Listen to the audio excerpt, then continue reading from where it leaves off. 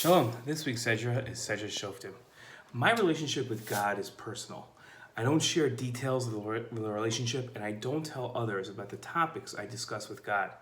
I also believe that my relationship with God is unique, and no one shares the same relationship I have with God.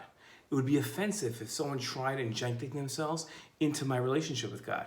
Like many, I am challenged by the Torah's many laws legislating my relationship with God, and I want to understand them. In this Torah, I'll try to explain the rationale behind these regulations.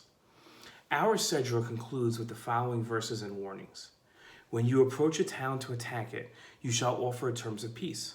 If it responds peacefully and lets you in, all the people present there shall serve you as forced labor. If it does not surrender to you, but decides to go to battle with you, you shall lay siege to it. In the towns of the people who choose war with which the Lord your God is giving you as a heritage, you shall not let a soul remain alive, lest they lead you into doing all the abhorrent things that they have done for their gods, and you stand guilty before the Lord your God. In his commentary to this verse, Ramban explained that God warns us not to leave anyone from other nations alive, lest they lead you into doing all the abhorrent things that they have done for their gods, cautioning the Jewish people that the other nations will teach us to worship God, Hashem, by burning your sons and daughters and performing all the abominations that God hates. These abhorrent things are born out of the Jewish people's curiosity about how to worship God and their search by examining other people's method of ritual worship. The Ramban explained that this is a warning against worshiping God in a strange manner.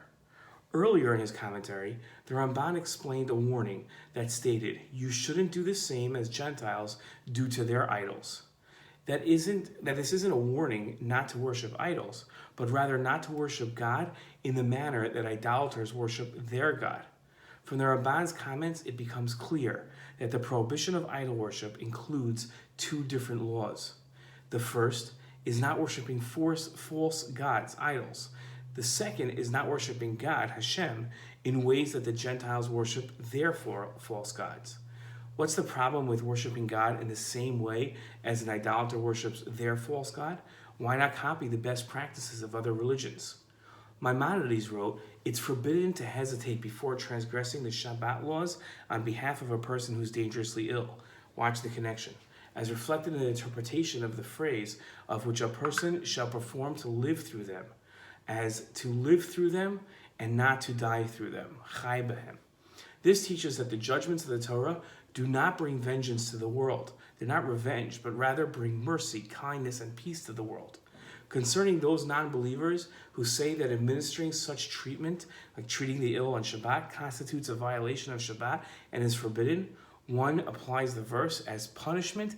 I give them harmful laws and judgments through which they cannot live.